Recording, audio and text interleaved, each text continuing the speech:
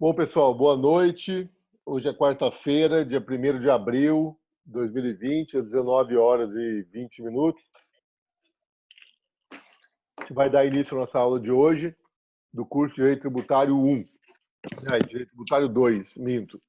Hoje nós vamos falar um pouquinho sobre lançamento tributário e crédito tributário e vamos dar continuidade aos nossos estudos. A aula está sendo gravada, tá?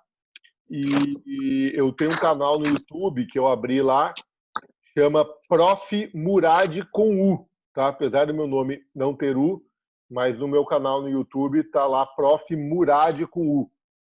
Só vocês entrarem lá, tá? Aqui, ó, Prof. Murad, tá legal? Passei no chat para vocês aí. Aí vocês podem entrar lá, podem se inscrever no canal e assistir o vídeo. Se gostarem, deixa o like. Tá bom? Então eu não estava conseguindo fazer o upload dos vídeos, mas aí eu acabei conseguindo fazer agora. E então tá tudo tranquilo, a gente consegue fazer o upload lá dos vídeos, tá? O Cleilson tá entrando aí também, né?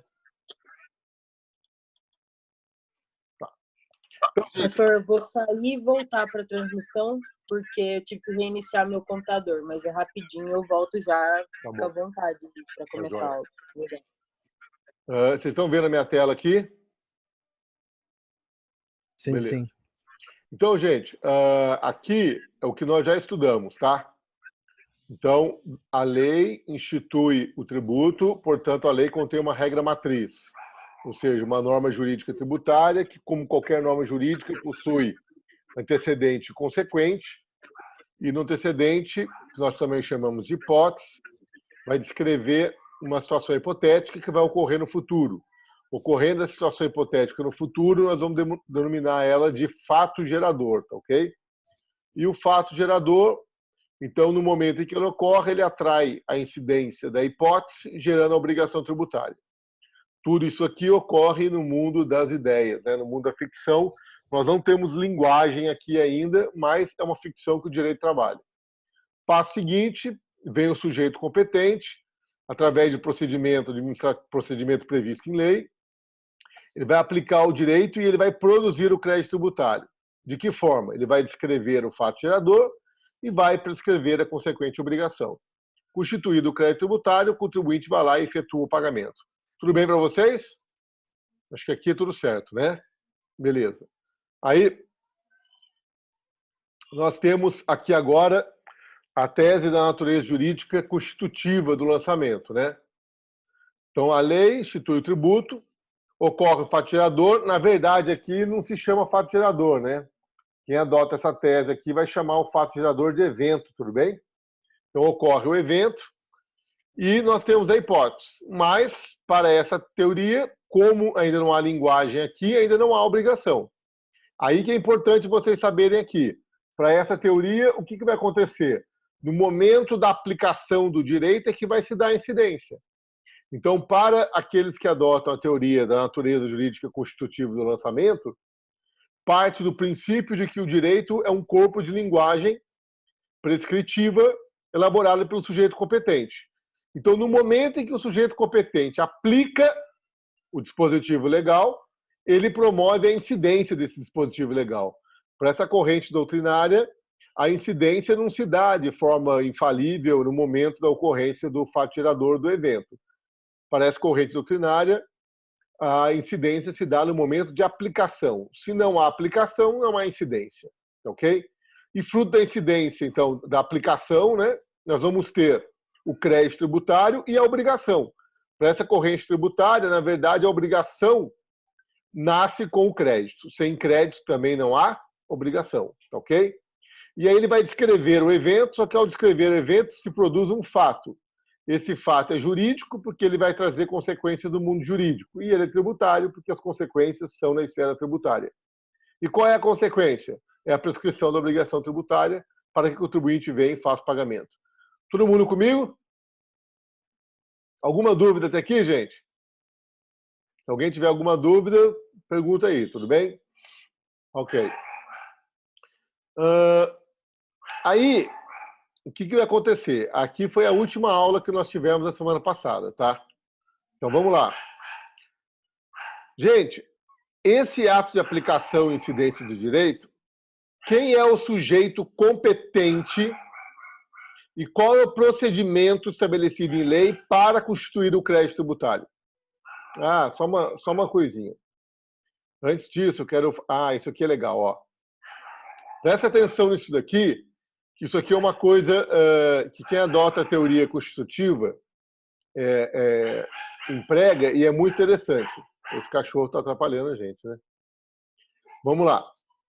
Isso se chama ciclo de positivação do direito. Então, para aqueles que adotam a teoria de que... Para aqueles que adotam a teoria de que o direito é um corpo de linguagem, olha que legal. Norma jurídica vai fundamentar a produção de norma jurídica. E o ordenamento jurídico, ele tem um ciclo de positivação, ele tem um ciclo. Nós partimos das normas jurídicas de máxima abstração e vamos em direção às normas jurídicas de máxima concretude. Então, vamos pegar um exemplo aqui para vocês aqui. Vamos começar com a lei. Então, a lei que institui o tributo é uma regra matriz. Então, vamos pegar o exemplo do IPTU, que eu acho que é o exemplo mais fácil para todo mundo entender. O que diz a regra matriz do IPTU? Todo proprietário de imóvel urbano, no primeiro dia do ano, no município de Taubaté. Gente, essa hipótese, ela é abstrata. Por que essa hipótese é abstrata? Porque, veja bem, eu não tenho um evento, eu não tenho um fato ainda. Nada ocorreu. Eu tenho apenas as características que o evento tem que possuir. Ok? Então, ele fala todo proprietário de imóvel urbano. Ele não fala que imóvel urbano, que proprietário. Ok? Ele joga para o futuro. Por isso que nós dizemos que a regra matriz que está na lei, o antecedente dela, ou a hipótese dela é abstrata. Porque ela prevê algo que vai ocorrer no futuro. E o consequente é geral. Por quê? Porque ele diz que todo proprietário de imóvel urbano será devedor do IPTU. E ele diz que qual é a base de cálculo e qual é a alíquota. Vejam que aqui é geral porque serve para todo mundo. Mas esse consequente da regra matriz que está na lei, ele não indica qual é a pessoa. Estão me entendendo ou não? Então, quando eu olho para uma lei que institui um tributo e eu construo a regra matriz a partir dessa lei, eu vou dizer que essa regra matriz, que essa norma jurídica tributária, ela é uma norma jurídica tributária cuja hipótese é abstrata e o consequente é geral. Então, é uma norma jurídica abstrata e geral. Por quê? Repito, porque nós não temos o fato, nós não temos o evento, nós temos a classe, tá? Os caracteres que o fato deve possuir para sofrer a incidência. Mas nós não temos ainda esse fato. E também não temos a pessoa que irá suportar o tributo. Nós temos apenas a indicação de que todos que forem proprietários deverão suportar o tributo. Agora, olha aqui, ó, ocorreu o evento, ou fato gerador, como vocês queiram, né? E aí, no segundo momento, vem a aplicação do direito. Então, aí você vem e recebe o carnê de IPTU. No momento que você recebe o carnê de IPTU, será que dá para vislumbrar para vocês que quando vocês recebem o carnê de IPTU, vocês também são capazes de construir uma norma jurídica? O que vocês acham? Nós também podemos construir uma norma jurídica a partir do lançamento do IPTU? Sim, nós também podemos construir uma regra matriz. Só que essa regra matriz é diferente. Então eu estou aqui, ó, com o carnê de IPTU na minha mão. Esse carnê de IPTU, se eu for analisar esse documento, eu vou observar que eu também construo uma regra matriz a partir dele. Vamos lá. A hipótese. A hipótese, eu vou ter o critério material, que aqui nós vamos chamar de elemento. O elemento material desse carnê IPTU, qual é? Opa! Ricardo Murad é proprietário de uma casa na rua Teotônio Vilela, número tal.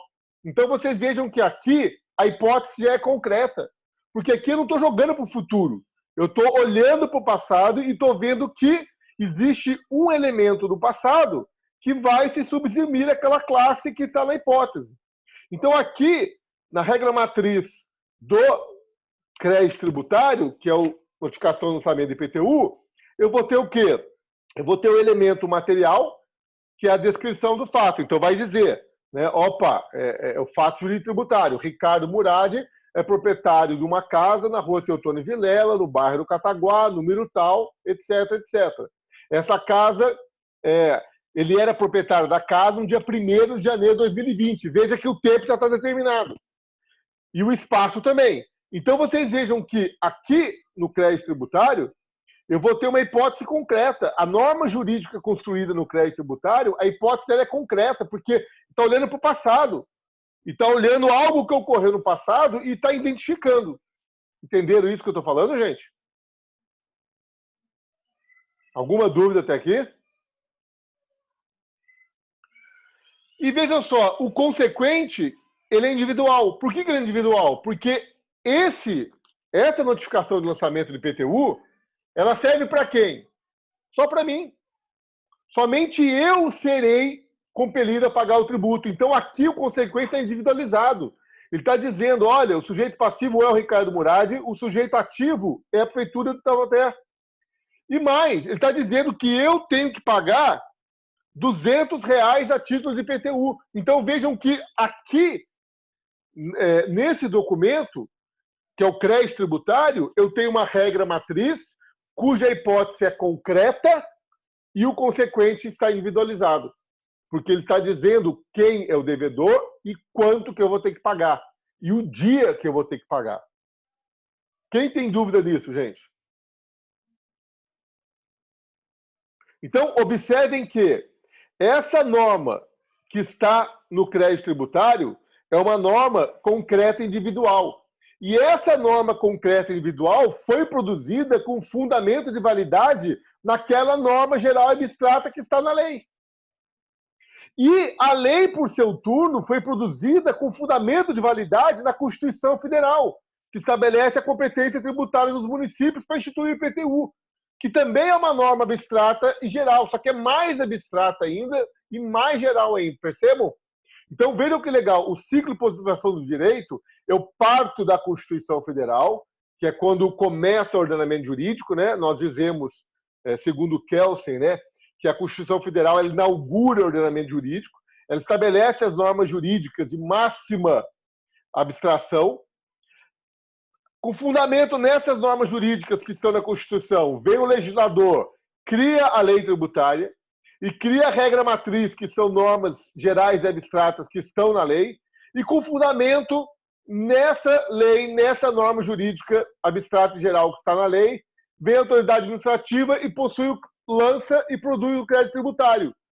E esse crédito tributário aqui que está na minha mão, aí esse já tem uma hipótese concreta e um consequente visualizado.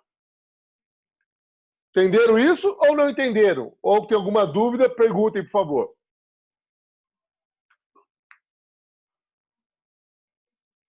Eu não sei se eu consegui explicar isso para vocês, tá? Porque isso é bem teórico, tá? Isso aqui é teoria geral do direito. Mas nessa oportunidade, eu costumo explicar isso para vocês. Entenderam isso, gente? Legal ou não? Beleza? Você quer jogar isso para o direito penal? É a mesma coisa. Ó.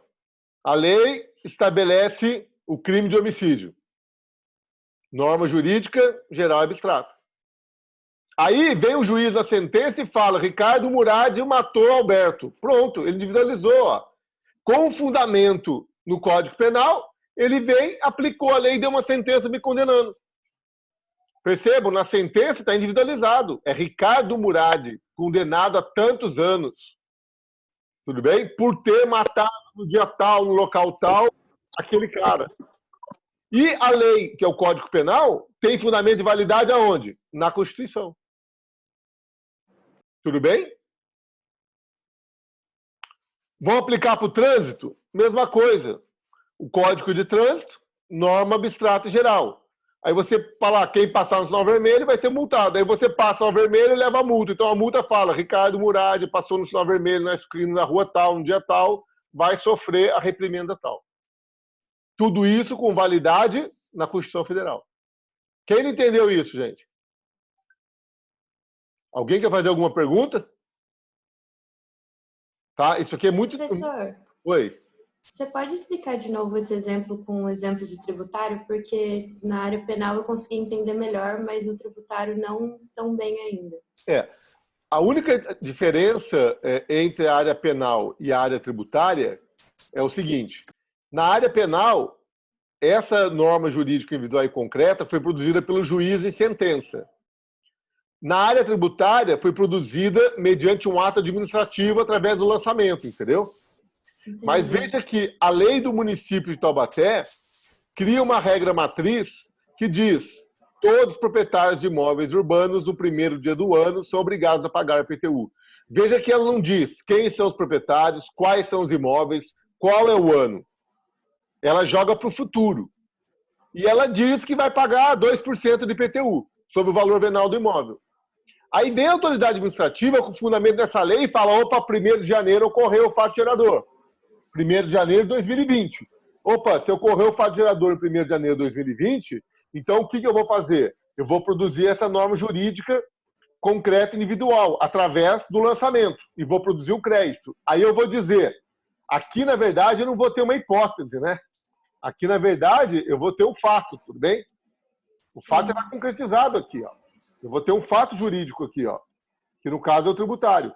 Esse fato jurídico que eu tenho aqui, ele vai dizer, ó, o Ricardo Murad é proprietário daquela casa, naquele local, a casa avaliada em tanto, em 1º de janeiro de 2020. Como consequência, Ricardo Murad vai ter que pagar R$200 de IPTU.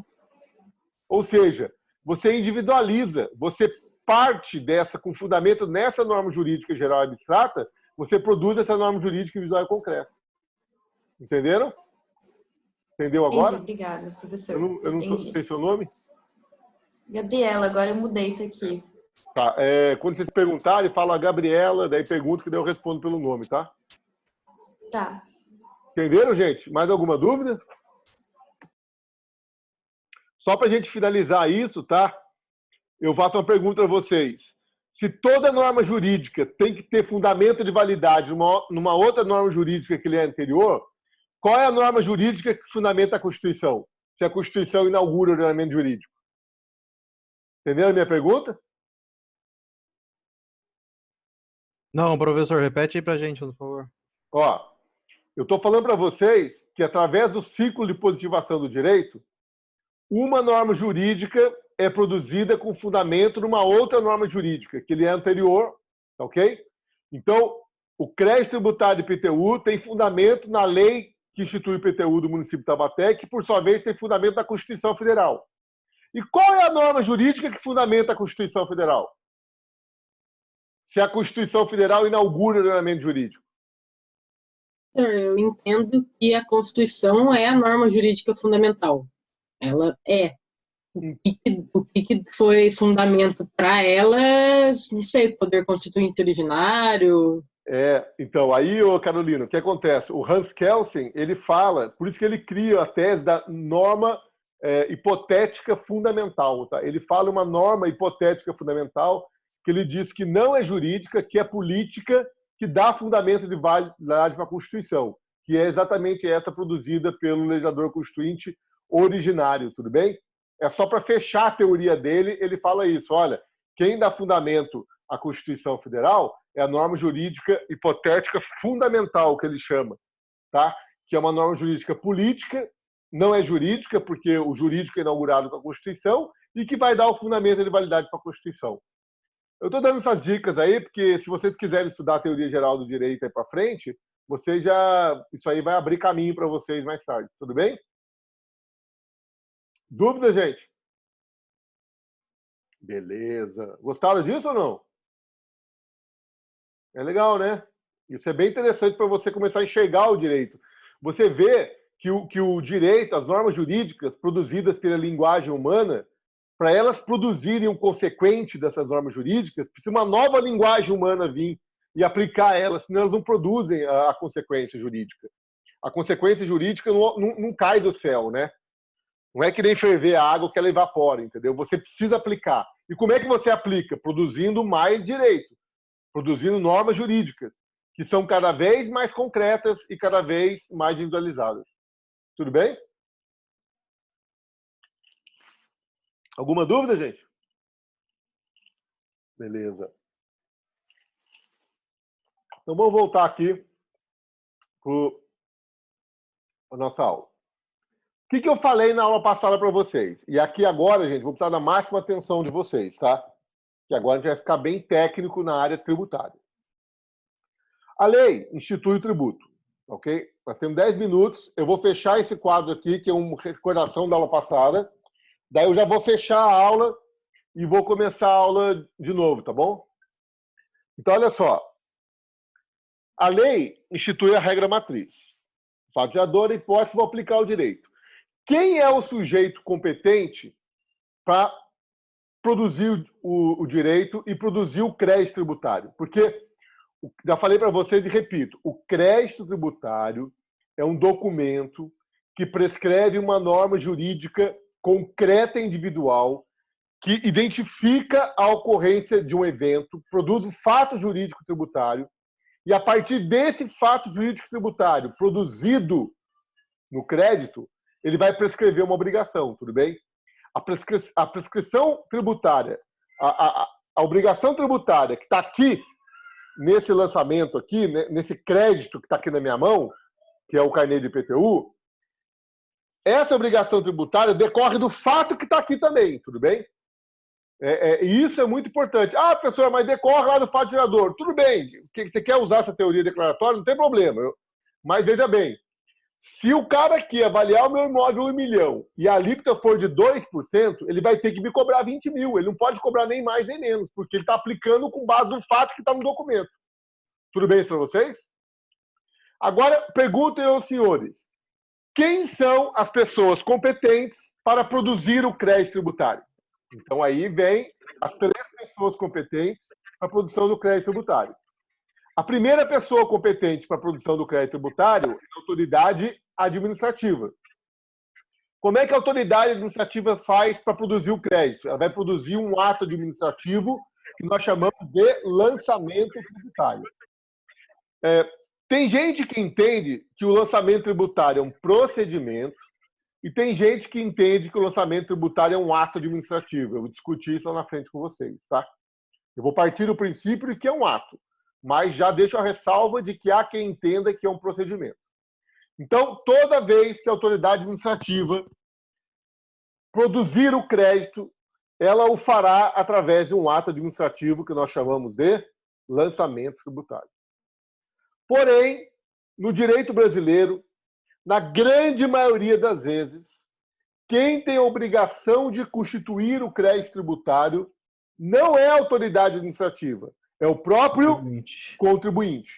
E como é que o contribuinte faz isso? Através de atos próprios ou autolançamento.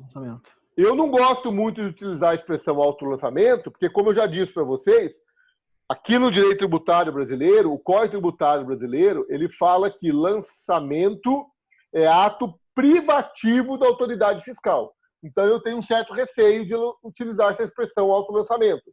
Mas ela é bastante utilizada lá na Espanha, por exemplo. Tudo bem? Então, veja bem, como eu falei para vocês já, 30 de abril, parece que não vai haver prorrogação de prazo, né? Termina o prazo para nós declararmos o imposto de renda.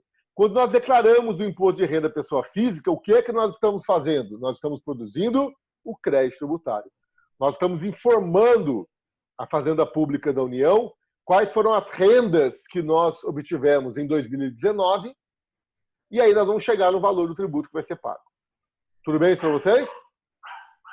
E a terceira forma de se produzir o crédito tributário é através de sentenças judiciais, através dos juízes trabalhistas. Como eu falei para vocês, na última reforma do Poder Judiciário, a Constituição Federal foi autorada e os juízes trabalhistas passaram a ter competência para, mediante sentença, constituir o crédito tributário, decorrente da condenação do reclamado em verbas trabalhistas. Tudo bem? Então, toda vez que um juiz do trabalho ele condenar o reclamado a pagar verbas trabalhistas ao reclamante, ele já pode olhar ali e verificar, opa, vai ter tributo. Então, ele vai lá e já constitui o crédito. Então, na verdade, ele condena o reclamado a pagar as verbas trabalhistas e condena o reclamado a pagar as verbas trabalhistas, pagar os tributos decorrentes dessas verbas trabalhistas. E aí ele constitui o crédito. Ok? E aí é muito perigosa essa situação aqui. Por quê? Porque quando a autoridade administrativa constitui o crédito através de um ato administrativo, o que vai acontecer? Eu posso não concordar com ela. E se eu não concordar com ela, eu vou impugnar o lançamento tributário através de um procedimento administrativo. E aqui não tem como eu fazer isso. Eu não tenho essa fase administrativa. Se o juiz de trabalho me condena a pagar tributos decorrentes da condenação trabalhista, a única forma que eu tenho de eu ir contra essa condenação é através de um recurso de apelação. Tudo bem para vocês? Alguma dúvida, gente? Tá. Então, eu vou fazer o seguinte. Agora eu vou começar uma parte que é a parte mais importante. Porque tem uma pegadinha aqui que, se vocês não prestarem atenção, vocês não conseguem aprender, tá? É fácil, mas tem que prestar atenção. Então, eu vou desligar o vídeo e a gente começa de novo para ter mais 40 minutos. Beleza? Obrigado, pessoal.